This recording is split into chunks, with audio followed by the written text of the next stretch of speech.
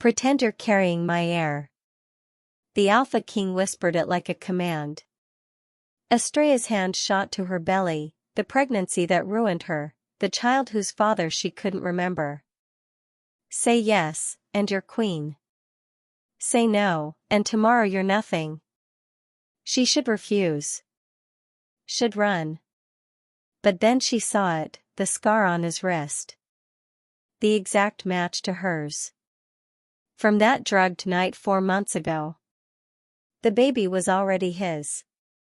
He just didn't know it yet. If you believe broken people deserve second chances, hit that subscribe button for Seraphina's romance stories right now. Only people like Callista and Vespera, the ones who kick others when they're down, won't subscribe. Don't be like them. Astraia's fingers trembled around the wine glass. The annual moon gathering was supposed to be sacred, a night when the Pax Elite drank ceremonial moonvine wine and honored ancient traditions. But something was wrong. The room tilted. Faces blurred. Her tongue felt thick. More wine, sister? Callista appeared at her elbow, that perfect smile plastered across her face. Astraia tried to focus. I've had enough. Nonsense. Callista refilled her glass, pressing it forward. It's a celebration. Drink. Astraia should have noticed the way Callista's eyes gleamed. Should have questioned why her half-sister was being so attentive. But the wine made everything soft, warm, hazy. She drank. The hall began to spin. She stood, gripping the table. I need air. No one stopped her as she stumbled toward the corridor, one hand against the wall. Each step felt like wading through water. Her vision swam. Sweat beaded on her temple despite the cool night air. That's when she collided with him. The impact sent them both staggering. His hand caught her waist.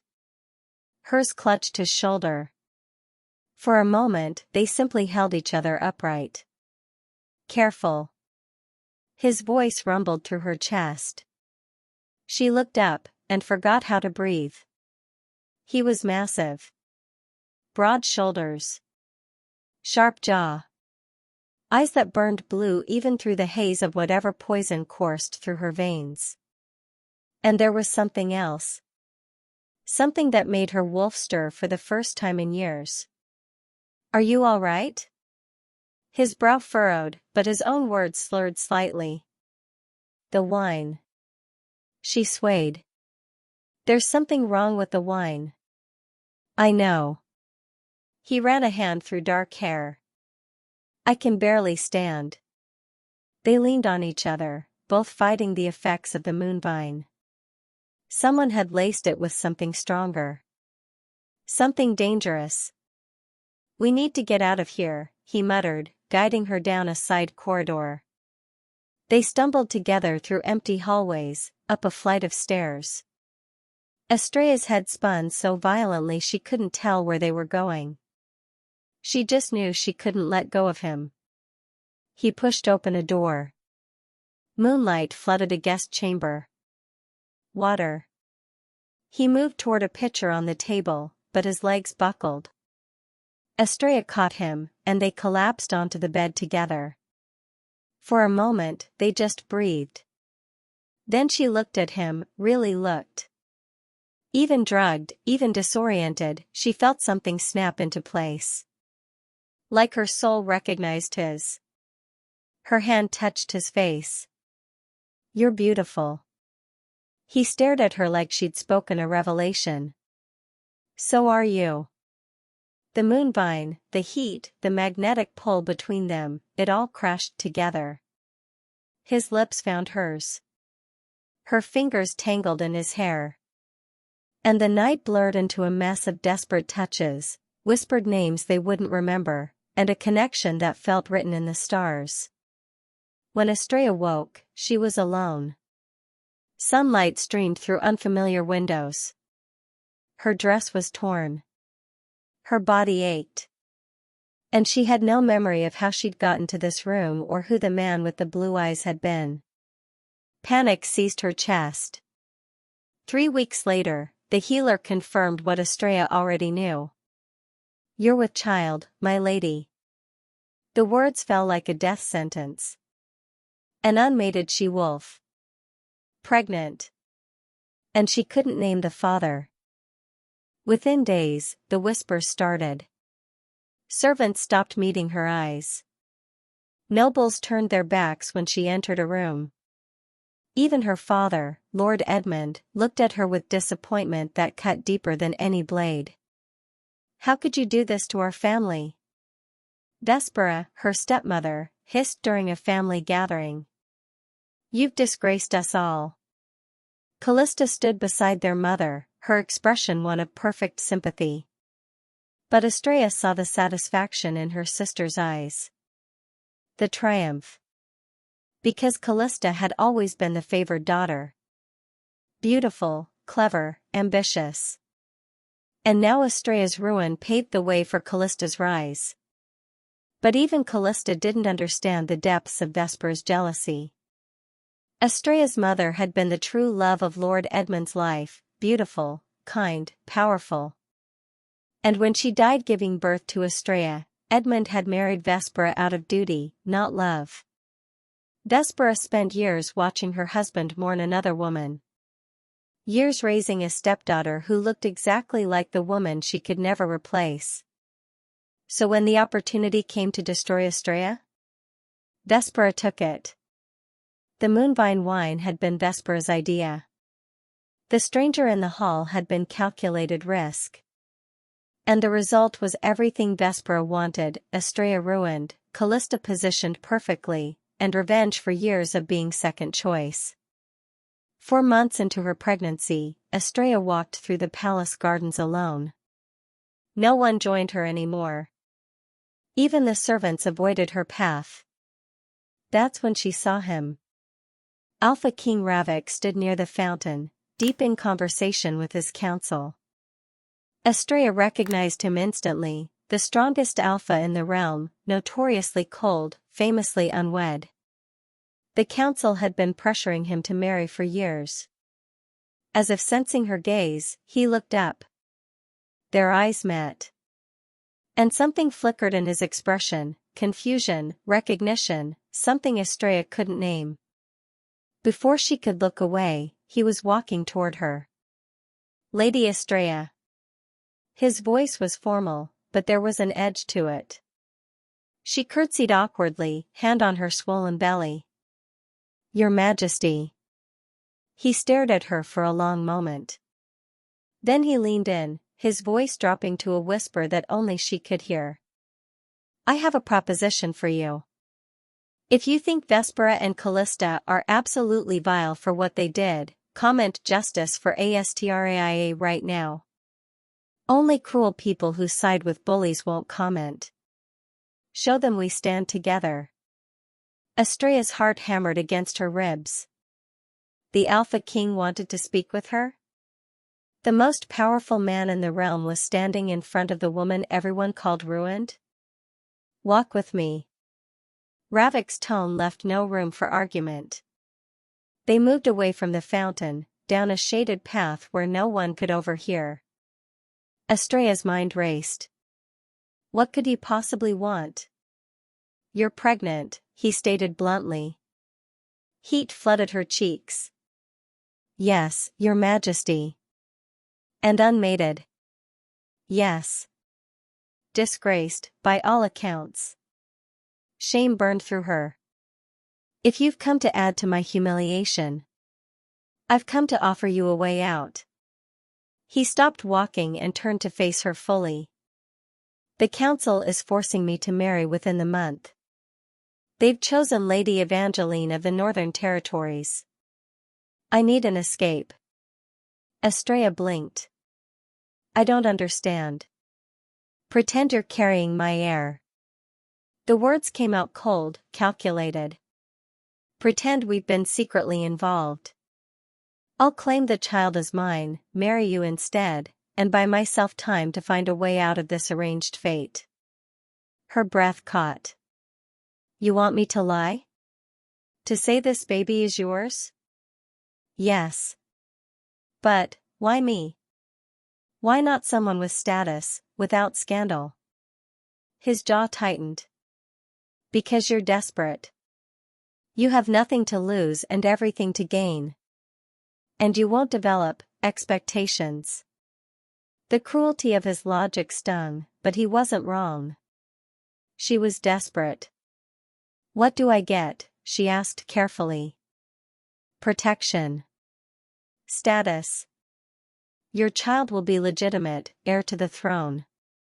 And when I find a way to dissolve this arrangement, you'll have wealth and position enough to live comfortably for the rest of your life. And if I refuse? Then you remain as you are. Scorned. Alone. Your child bastard born. Astraia's hand moved to her belly. She'd been so focused on survival that she hadn't let herself think about what life would be like for her baby. Growing up with whispers following them. Never accepted. Always marked. I'll do it. The words left her lips before she could second guess. Something flashed in Ravik's eyes. Smart choice. The announcement came 2 days later. Alpha King Ravik, in a shocking turn, declared he would marry Lady Astraia. The child she carried was his. They had been conducting a secret courtship, and he would no longer hide his chosen mate. The court erupted. How dare he? Lady Evangeline shrieked when the news reached her. I am the chosen bride. This is an outrage. Lord Edmund wept when Ravik came to formally ask for Astraia's hand. Your Majesty, I don't understand. My daughter is mine. Ravik's voice cut through the confusion like steel. She has been mine. And now the realm will know it. But it was Vespera and Callista's reactions that chilled Astraia to her core. No. Callista's perfect composure cracked. This can't be happening. She was supposed to be ruined. She was supposed to. Vespera silenced her stepdaughter with a look, but Astraia saw the rage burning in her stepmother's eyes. Years of planning, destroyed in a single announcement. The wedding was small but formal. Ravik placed a ring on Astraia's finger with all the warmth of signing a business contract. She repeated her vows in a daze. When the priest declared them wed, Ravik kissed her, quick, perfunctory, meaningless. That night, in their shared chambers, he drew a clear line. Separate rooms. Separate lives. We appear together in public. In private, you do what you want. He headed toward his bedchamber. This is business, nothing more. Astraia watched him go, her hand on her belly. The baby kicked. She'd escaped disgrace. But she'd entered a different kind of prison. The weeks that followed were strange. Ravik was cold but never cruel. He attended formal events with her, his hand at her back, playing the devoted husband. But the moment they were alone, he disappeared into work councils, anything to avoid her. Astraia tried to bridge the distance once. Your Majesty, could we perhaps talk? About what? His tone wasn't harsh, just empty. About us. About this child. There is no us, Astraia. There's a contract. That's all. She didn't try again after that. But Ravik's beta, Theron, was different. Where the Alpha King was cold, Theron was warm. Where Ravik avoided conversation, Theron sought it out. He'd been Ravik's best friend since childhood, and he seemed determined to make Astraia feel welcome. Don't take it personally, Theron told her one afternoon in the gardens. He's been like this since, he stopped himself. Since what? Theron hesitated. There was someone. Before she died. He hasn't been the same since. Astraia's heart twisted. So Ravik wasn't just cold. He was broken. He's a good man, Theron continued. Under all that ice. He just doesn't know how to let anyone in anymore. That night, Astraia couldn't sleep. She wandered to the palace library, seeking distraction. That's where she found him. Ravik sat in a leather chair, a book forgotten in his lap, staring at nothing. Your Majesty. She started to retreat. Wait. His voice stopped her. She turned back. Can't sleep? He asked. The baby kicks. A ghost of a smile touched his lips. May I? Astraia froze. He'd never shown interest before. Slowly, she nodded. Ravik crossed to her, his hand hovering over her belly. She guided it to where the baby moved. His eyes widened as he felt the kick. Strong. His voice softened. Like their mother. Their eyes met. And for the first time since this arrangement began, Astraia saw something other than ice in his gaze. Something that looked almost like warmth. Then he pulled away. Good night, Astraia. But as she watched him leave, she noticed something that made her blood run cold. On his wrist, barely visible beneath his sleeve, a scar. The same scar she'd traced on her mysterious stranger's wrist that night 4 months ago, when Moonvine wine had stolen her memory but not her instincts. The room tilted. It couldn't be. But as she lifted her own wrist, she saw the matching scar she'd gotten that same night, from broken glass, from tangled limbs, from a desperate connection she couldn't remember. Ravik was. If you're screaming at your screen right now, comment I knew it. Only people who support Vesper's evil plans won't comment. Prove you're better than that. Astraia spent 3 days drowning in panic. Ravik was the father. The mysterious stranger with blue eyes and gentle hands had been the Alpha King all along. They'd both been drugged, both stumbling through that cursed night, and neither remembered. She should tell him. But every time she tried, fear choked the words. What if he thought she'd known all along? What if he believed this was some elaborate trap? Their contract was built on the lie that this baby was his by choice, not accident. The truth could destroy everything. She decided to wait. Just a little longer. But fate had other plans. Lady Evangeline arrived at court like a storm. The Northern Territory's daughter was stunning, tall, golden-haired, every inch the Queen Ravik was supposed to have chosen. And she was furious. Your Majesty. Evangeline's curtsy dripped with poison. How fortunate to finally meet your bride. Astraia stood her ground, though her pregnant belly made her feel graceless beside Evangeline's willowy elegance. Lady Evangeline. Ravik's voice was cold. You were not invited. I came to see what was so special about her. Evangeline circled Astraia like a predator. The woman who stole my throne. You never had a throne to steal. Ravik moved between them, a clear message. Leave. But Evangeline wasn't finished. Tell me, Lady Astraia, how convenient that you became pregnant right when the king needed an escape. One might wonder if this child is even his. The accusation hung in the air like smoke. Ravik's hand found Astraia's waist, pulling her close.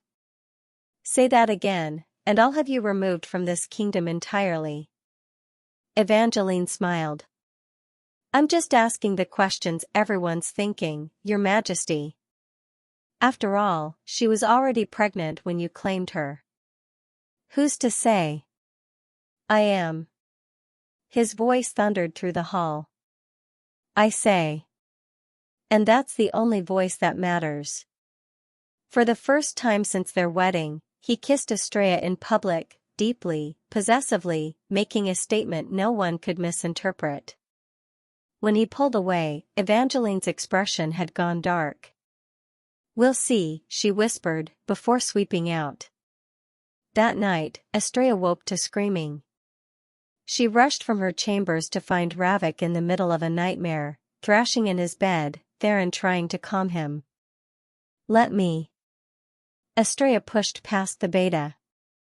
She placed her hand on Ravik's chest. "Hey. You're safe. Wake up." His eyes snapped open, wild, unfocused. Then they landed on her, and something shifted. Astraia. Her name on his lips sounded like relief. "I'm here." He pulled her down, his arms wrapping around her, face buried in her hair. She felt him shaking. "Sorry," he muttered after a moment. I haven't." "It's okay." She didn't move. "I get nightmares too." They stayed like that, tangled together, until his breathing evened out. When she tried to pull away, his grip tightened. "Stay." The word was barely audible. "Please." So she did. In the morning, Ravik woke to find Astraia curled against him, one hand protectively over her belly. For a long moment, he just watched her. Then his eyes fell to her wrist. The scar. His heart stopped. Slowly, carefully, he lifted her arm to examine it. A thin white line, slightly raised, from broken glass, if he had to guess. Maybe 4 or 5 months old. Exactly like the scar his mystery woman had left on his wrist that night. The night he'd been drugged. The night he'd spent with someone whose face he couldn't recall but whose touch he'd never forgotten. His eyes moved to Astraia's sleeping face. To her belly, swollen with their child. Their child. Not by contract. By fate. Gods, he breathed. Astraia stirred. Her eyes opened, meeting his. And she saw the moment he understood. "You knew." His voice wasn't angry. Just stunned. "I only figured it out a few days ago." "I swear, Ravik, I didn't know when I agreed to." "The scars match." "Yes." That night. At the moon gathering. "We were both drugged." "Yes." He sat up slowly, running a hand through his hair. "I've been searching for you for 4 months. I hired trackers. Questioned every servant.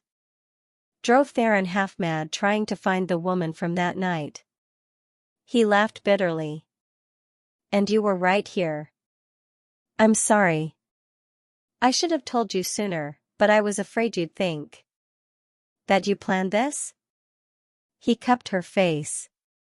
"Astraia, we were both victims that night. Someone drugged us deliberately." "Vespera." The name fell from her lips like a curse. Ravik's eyes darkened.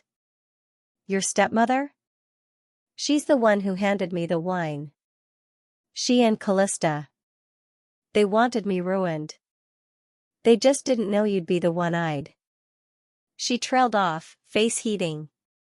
"Then they inadvertently gave me the greatest gift I could have asked for." His thumb brushed her cheekbone. "I've been falling in love with you, Astraia.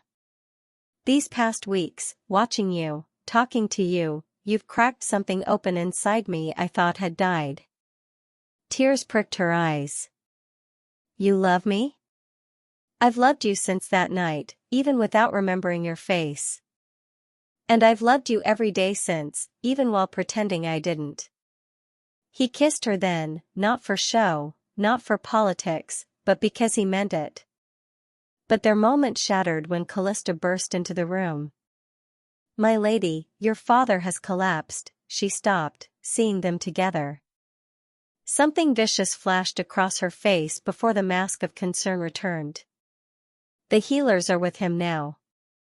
Astraia scrambled up, Ravik right behind her. Lord Edmund lay in his chambers, barely conscious. The healer looked grave. Poison, Your Majesty. Slow acting, but deadly. Who?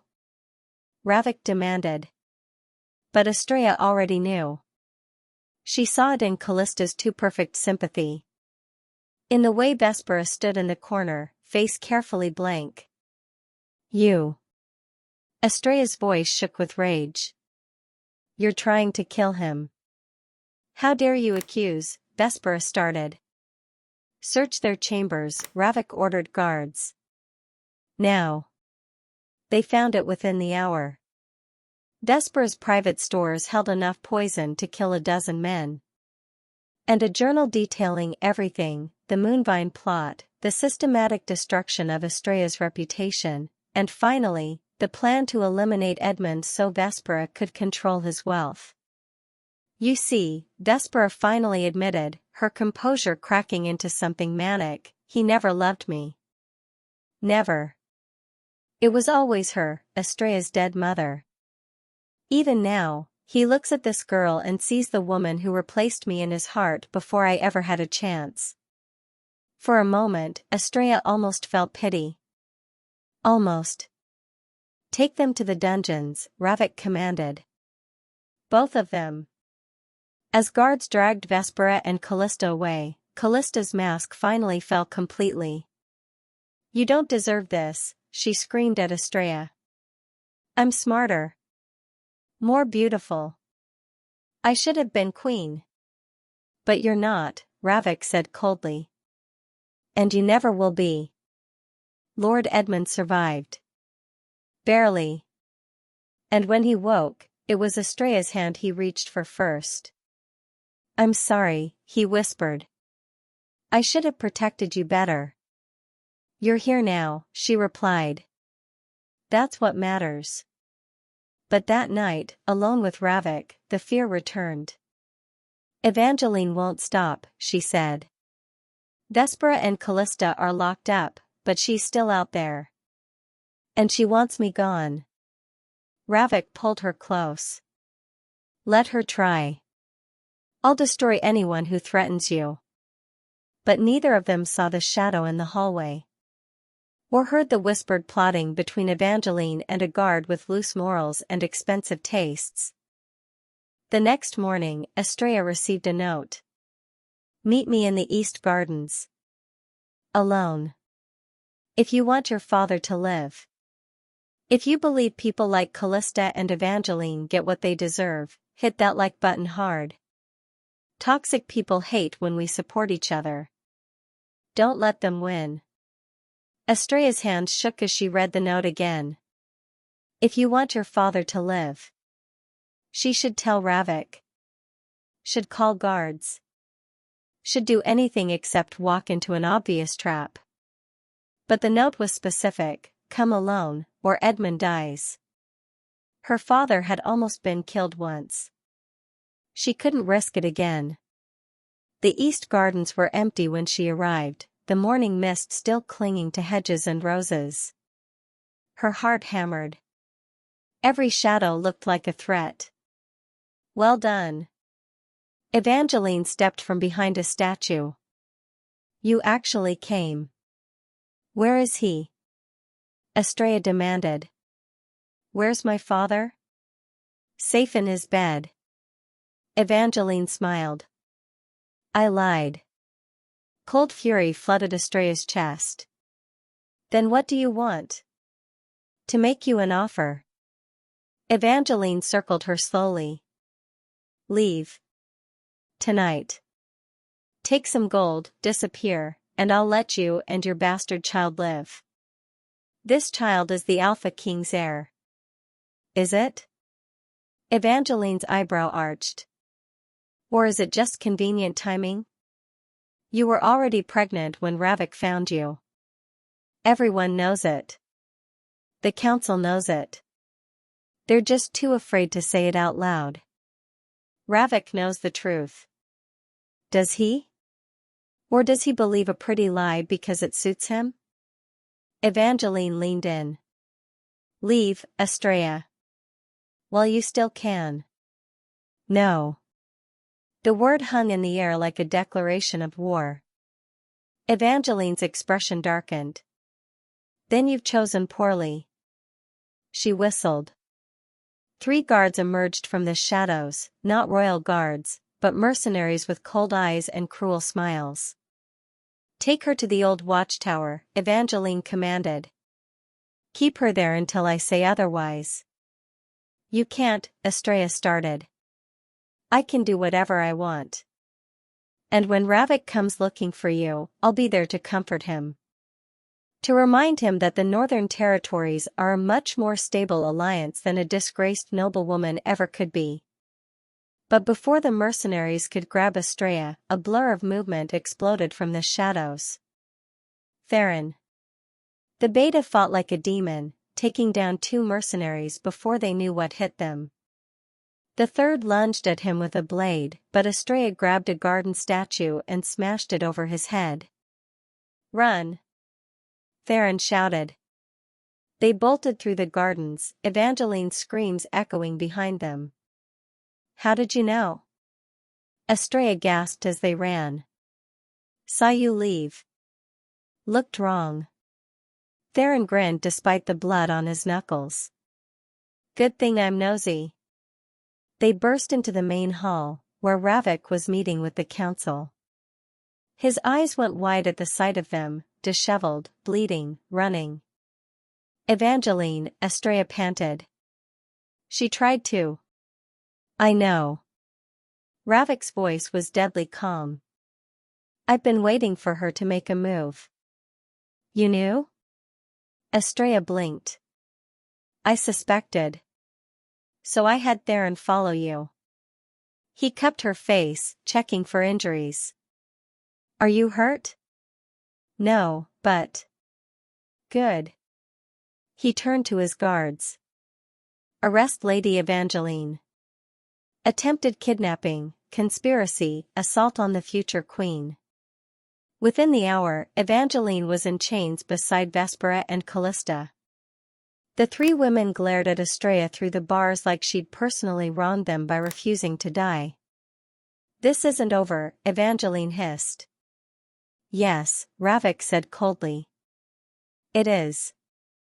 But that night, as Astraia lay in their shared bed, truly shared now, no more pretense, she felt the first contraction. Ravik.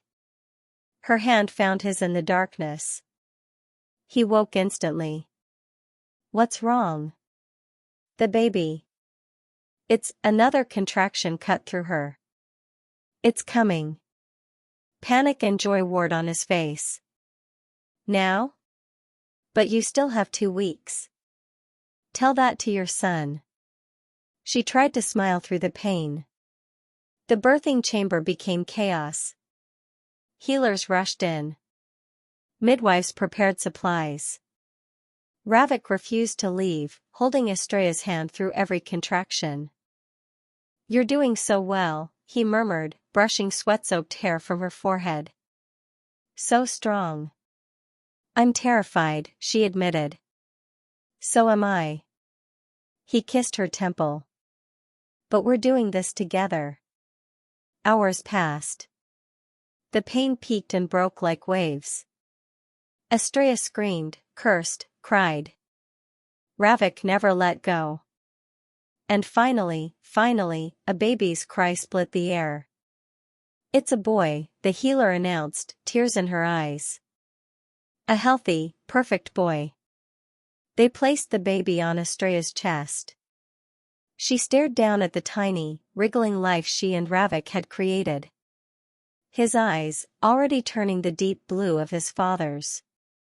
His little fists waving. He's perfect, she whispered. Ravik touched their son's hand, all written across his face. What should we call him? Edmund, Astraia said immediately. After my father. Edmund. Ravik tested the name. Our son. Our heir. The healer gasped. Your Majesty, my lady, look. She pulled back the blanket slightly. There, on the baby's tiny shoulder, was a birthmark. But not just any mark. The Alpha King's mark. The royal seal that appeared only on trueborn heirs of the throne. The mark, Ravik breathed. He has the mark. Tears streamed down Astraia's face. Because that mark was proof. Undeniable, unchangeable proof that this baby was Ravik's son. Not by contract or convenience, but by blood and fate. Do you hear that, little one? Ravik whispered to Edmund. You just silenced every doubt, every whisper, every cruel word ever spoken about your mother. Word of the mark spread through the castle like wildfire. The council members who'd quietly questioned the baby's parentage fell silent. The nobles who'd whispered behind gloved hands now bowed low. And in the dungeons, Vespera, Callista, and Evangeline heard the news and knew they'd truly lost. If you're celebrating this victory for Astraia, comment the mark proves everything. Only jealous people like Callista, Vespera, and Evangeline won't celebrate with us. 3 days after Edmund's birth, Astraia stood in front of a mirror. Servants fussed with her gown, white silk embroidered with silver thread, fitted to her recovering body. Her hair was braided with pearls. A circlet rested on her head, temporary until Ravik placed the true crown. You look beautiful, my lady, one of the maids whispered. But Astraia barely heard her. She was thinking about how far she'd come. From disgraced and pregnant to standing here, about to be crowned queen before the entire realm. A knock at the door made her turn. Her father stood there, tears in his eyes. Astraia. Papa. She moved to him, careful of her gown. I'm so proud of you. His voice cracked. Your mother would be too. I wish she were here. She is. He touched her heart. She's always with you. Lord Edmund had recovered fully from Vespera's poisoning, though the betrayal had aged him. He'd divorced Vespera formally, severed all ties with Callista, and dedicated himself to being the father Astraia deserved. Ready to walk me down the aisle? She asked. Again? He smiled. Always. The great hall was packed. Every noble house, every pack representative, every person of importance in the realm had come to witness this moment. Astraia walked down the center aisle, her father's arm steady beneath her hand. At the altar stood Ravik, crowned and magnificent, holding their son. When their eyes met, she saw everything, the love, the promise, the future they'd build together. The high priest began the ceremony. We gathered today to crown our queen. Lady Astraia, once questioned, now proven. Mother to the heir. Mate to the king. Ravik handed Edmund to Theron, who'd been named the baby's godfather. Then he descended the steps to stand before Astraia. When I first met you, he said, abandoning the formal script, I thought this was a contract. A convenient arrangement. I was so wrong. He took her hands. You've taught me how to feel again. How to love. How to hope. Tears streamed down Astraia's face. I don't deserve you, Ravik continued. But I promise to spend every day trying to be worthy of you. The priest placed the crown on a velvet cushion. Ravik lifted it, the metal catching the light. Do you accept this crown, this burden, this responsibility? The priest asked. I do, Astraia replied, voice steady. Ravik placed the crown on her head. My queen. My king, she whispered back. He kissed her then, in front of everyone, and the hall erupted in cheers. But the ceremony wasn't over. Bring them forward, Ravik commanded. Guards dragged Vespera, Callista, and Evangeline into the hall. All three were in chains. All three looked defeated. These three, Ravik announced, his voice carrying through the sudden silence, conspired to destroy my mate. They drugged her. Plotted against her. Attempted to kidnap her. And tried to murder Lord Edmund. Gasps rippled through the crowd. For these crimes, I pronounce judgment. Ravik's eyes were cold as winter. Lady Evangeline, you are stripped of your title and banished to the northern wastes. You will never set foot in civilized territory again. Evangeline screamed, but guards dragged her away.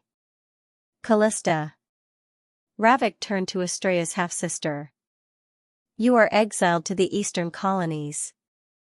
You will work as a common servant until you earn passage elsewhere. Callista's perfect face crumpled. Please, your majesty. Mercy is not something you showed my wife. Why should I show it to you? She had no answer. And Vespera. Ravik's voice dropped to something dangerous. You poisoned Lord Edmund.